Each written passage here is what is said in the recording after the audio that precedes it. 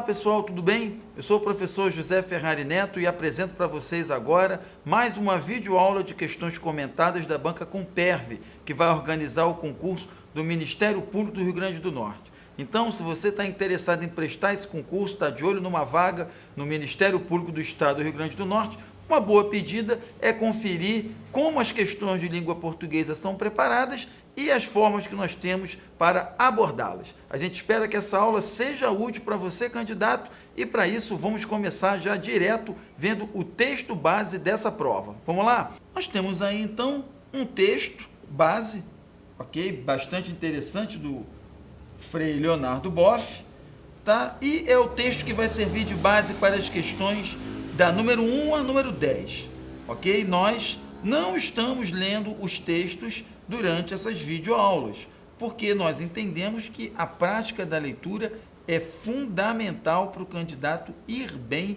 não só na prova de língua portuguesa, mas em toda e qualquer prova de concurso público.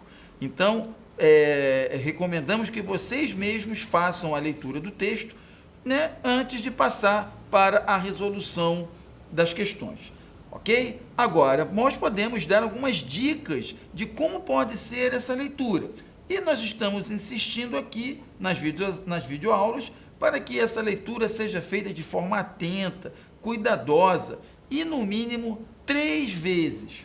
Por que isso? Porque você deve fazer uma primeira leitura para ativar os seus conhecimentos sobre o tema do texto, sobre o tipo textual, sobre a forma como o assunto é tratado, antes de passar para uma leitura mais trabalhada, mais tranquila, mais lenta, na qual você pode marcar palavras-chave, passagens que você não entendeu bem, uma palavra de que você não conhece o sentido e coisas assim.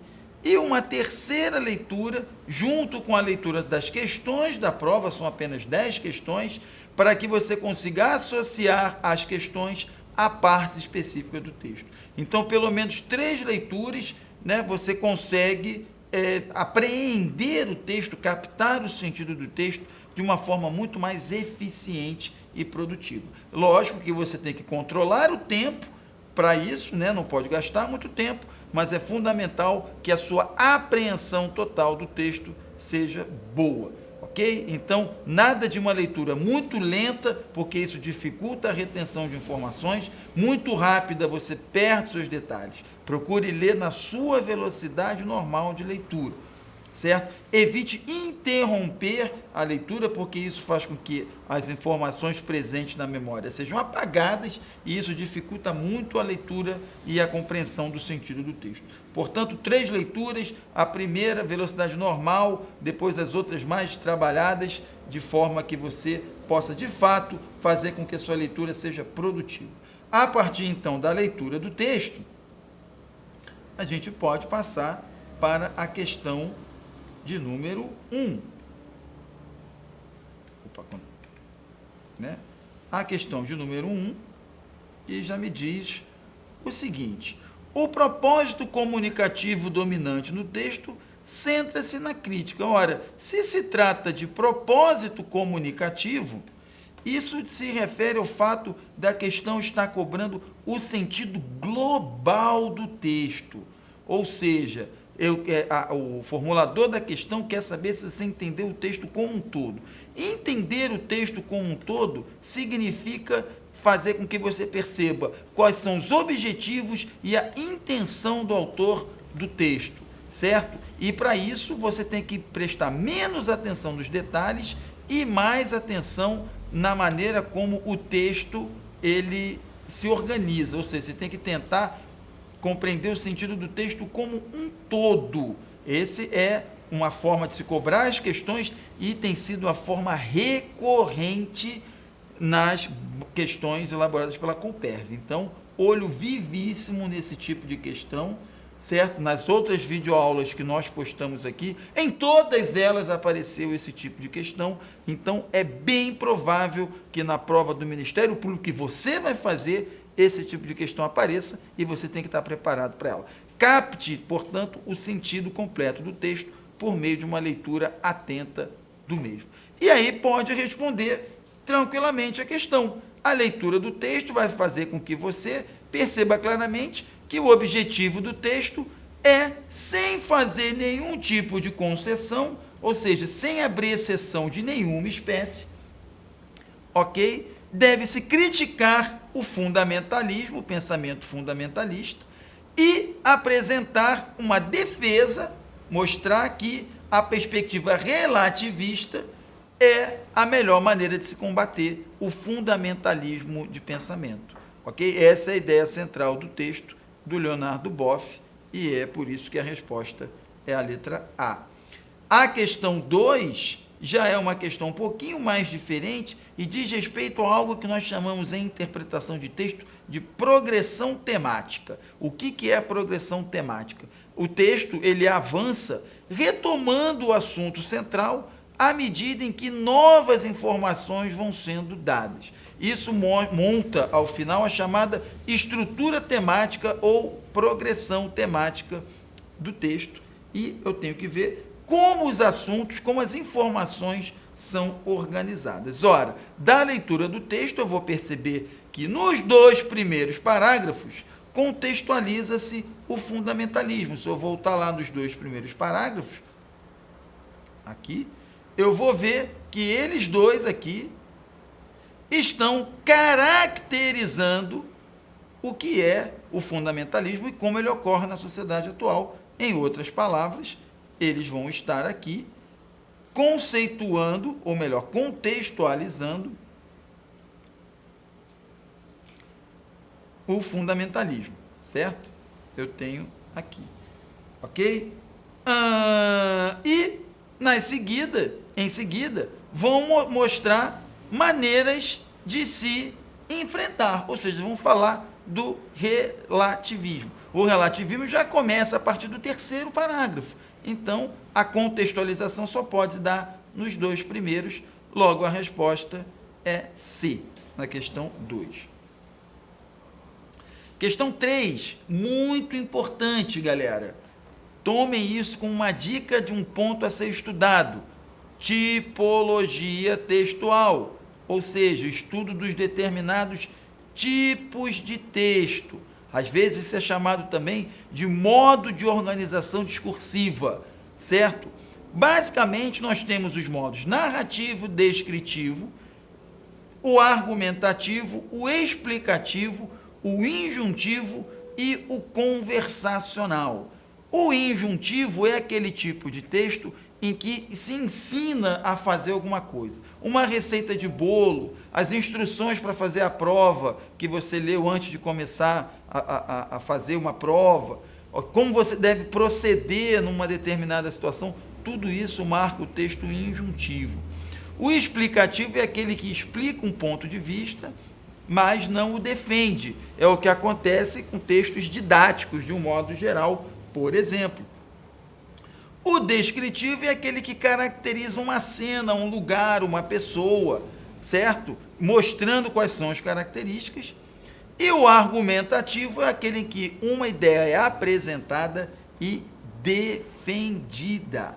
No texto, portanto, defende-se a ideia de que é o relativismo que deve combater o fundamentalismo, ao mesmo tempo em que se explica o que é o fundamentalismo e o que é o relativismo. Logo, a resposta só pode ser o item D. Olho vivíssimo, então, pessoal, sobre esse tópico, tipologia de textos, ok? Tipologia textual é um assunto que certamente vai cair na prova do Ministério Público.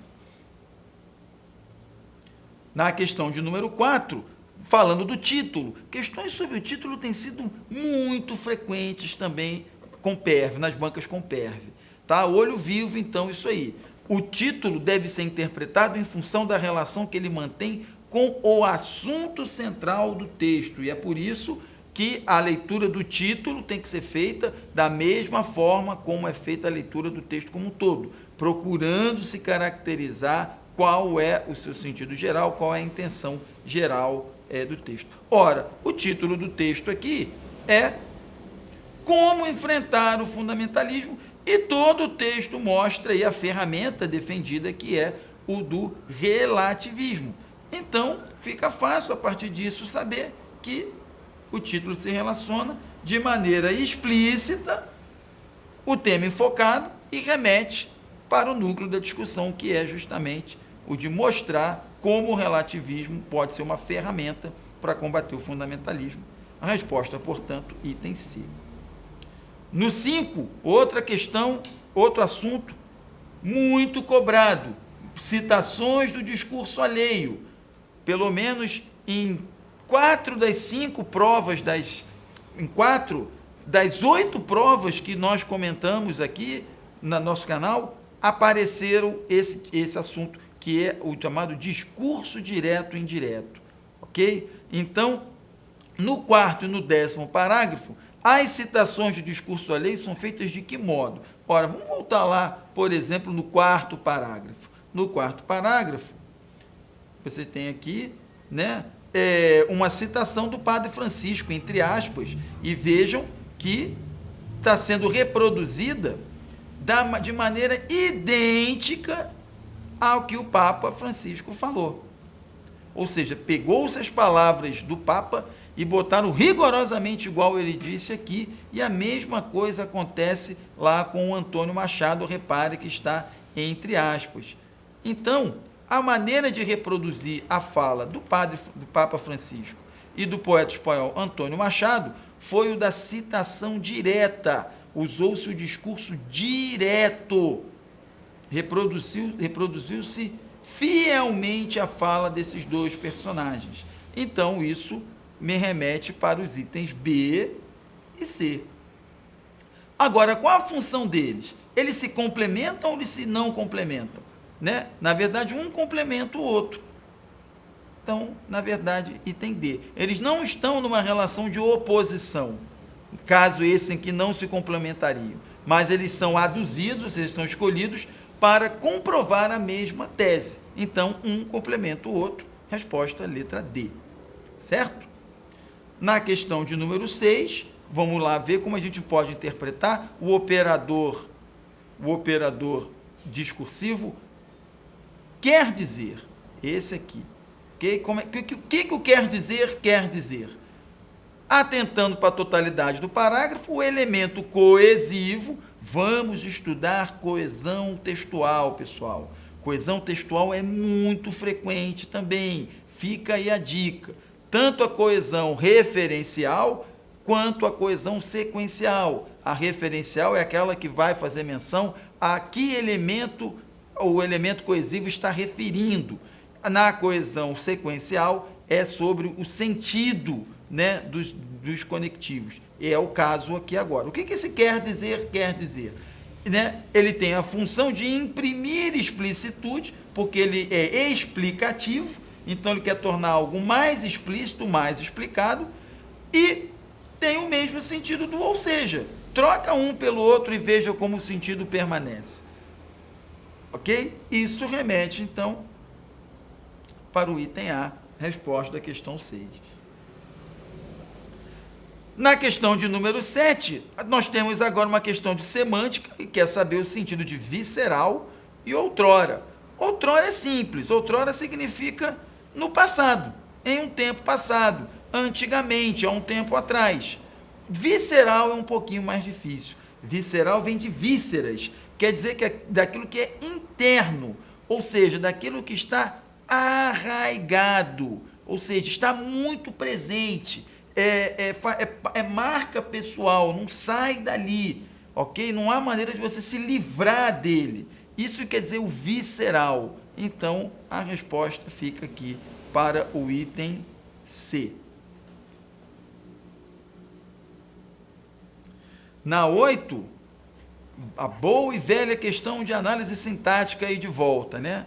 Considere o período. Impõe-se também a atitude de respeito e de acolhida da diferença, porque, pelo simples fato de se estar aí, goza-se do direito de existir e de coexistir. Em relação às formas verbais destacadas, que são o impõe e o goza-se, o que eu posso dizer? O que é correto afirmar? O sujeito da segunda é direito de existir e coexistir. Repare que o verbo aqui com o ser vem seguido do de. Ou seja, é um verbo transitivo indireto. Quem goza, goza de alguma coisa. Se é transitivo indireto, usado na terceira pessoa do singular seguido do ser, é porque trata-se de uma palavra com sujeito indeterminado. O ser aqui é um índice de indeterminação do sujeito. Logo, essa segunda não tem sujeito. Ok? Isso invalida a alternativa letra A.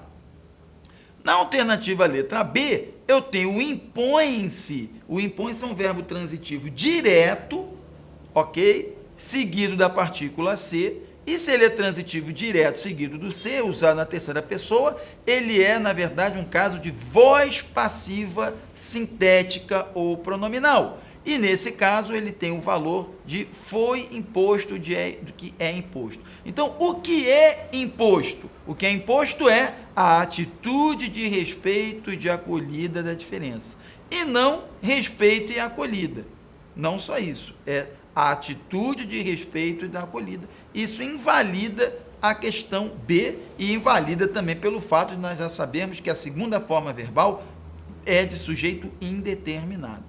Então, se o sujeito é a atitude de respeito da acolhida, a resposta só pode ser o item C, que é a correta. Ok? Na letra D, o sujeito é a atitude da primeira forma? Não. É toda a expressão aqui que está no item C, e nós já vimos que a segunda forma verbal não tem sujeito. É de sujeito indeterminado. Então, por eliminação, letra C. Na questão de número 9, nós temos, atualmente em todo o mundo, se verifica um aumento crescente do conservadorismo e de fenômenos fundamentalistas que se expressam pela homofobia, xenofobia e pelo antifeminismo, pelo racismo e por toda sorte de discriminações. Flexionando-se no singular o verbo destacado, ou seja, isso aqui passa a ser expressa. Quais alterações eu posso fazer? O pronome que vai ser substituído por as quais. Repare que se você muda o expressa aqui, o termo a que ele se refere vai ter que ir para o singular também. Ora, quem se expressa? São os fenômenos fundamentalistas. O verbo está no plural porque fenômeno fundamentalista está no plural. Se ele vai ao singular, aqui tem de ir ao singular também. E aí o pronome relativo que a ele se refere tem que ser singular também. Logo, não pode ser o os quais. Lembrando que as quais ainda está no feminino e fenômenos fundamentalistas está no masculino. Então, isso elimina o item A. No item B, o referente do pronome que permanece o mesmo. Ora, o referente do que é fenômenos fundamentalistas. Se aqui vai para o singular, fenômeno fundamentalista também tem de ir. Então, ele não vai permanecer o mesmo. Isso invalida a alternativa B.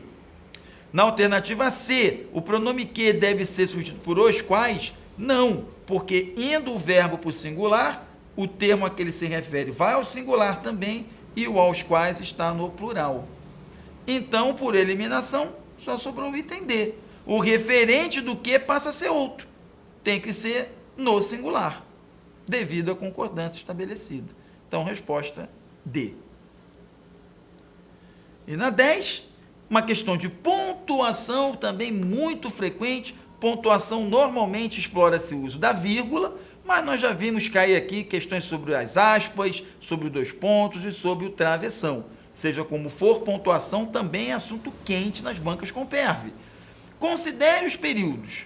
Todos, de alguma forma, participam da verdade. Aqui o todos, a vírgula está sendo usada para isolar a expressão adverbial. Isolar a expressão adverbial aqui, no caso, de alguma forma. No 2, somos uma espécie entre tantas, uma família, que está sendo para isolar o aposto e não uma oração adverbial deslocada, uma expressão adverbial deslocada, certo? Então, a razão aqui do uso da vírgula é diferente. Em segundo lugar, a vírgula está isolando a oração adverbial deslocada, da mesma forma do que o item 3. E no item 4, a vírgula está sendo usada para separar termos de mesma função sintática. Então, onde ela está sendo usada pelo mesmo motivo? Na 1 e na 3, separando e isolando locuções adverbiais.